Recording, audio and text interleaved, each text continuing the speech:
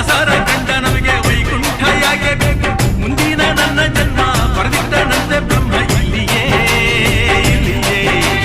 ಎಂದಿಗೂ ನಾನಿಲ್ಲಿಯೇ